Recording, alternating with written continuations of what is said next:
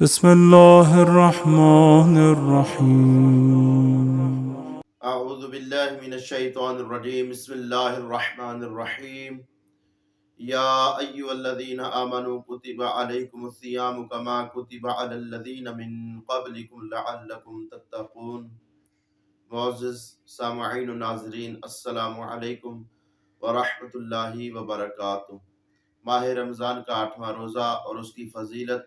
قال رسول اللہ صلی اللہ علیہ وآلہ وسلم: وَأَعْطَاكُمُ اللَّهُ عَزَّ وَجَلَّ يَوْمَ الثَّامِنِ عَمَلَ 60,000 عابد و60,000 زاہد۔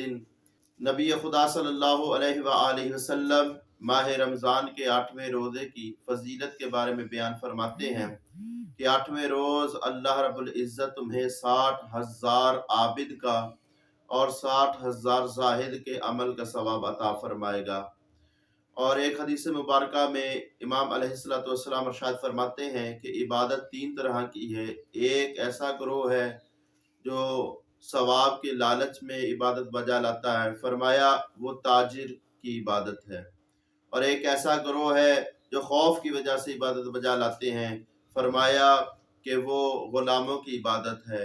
اور ایک ایسا گروہ ہے جو شکر کی وجہ سے عبادت بجا لاتے ہیں، فرمایا وہ آزاد لوگوں کی عبادت ہے۔ خود امام علی علیہ السلام نے اپنی ذات کے لیے بھی ارشاد فرمایا کہ اے اللہ، نہ میں تیرے جنت کے لالچ میں اور نہ ہی تیری دوزخ کے خوف سے عبادت بجا لاتا ہوں، بلکہ تجھے لائق عبادت سمجھتا ہوں، اس لیے تیری عبادت کرتا ہوں۔ خداوند عالم ہمیں اس ماہ مبارک میں روزہ رکھنے اور زیادہ سے زیادہ عبادت بجا لانے کی توفیق نصیب فرمائے۔ السلام علیکم ورحمۃ اللہ وبرکاتہ۔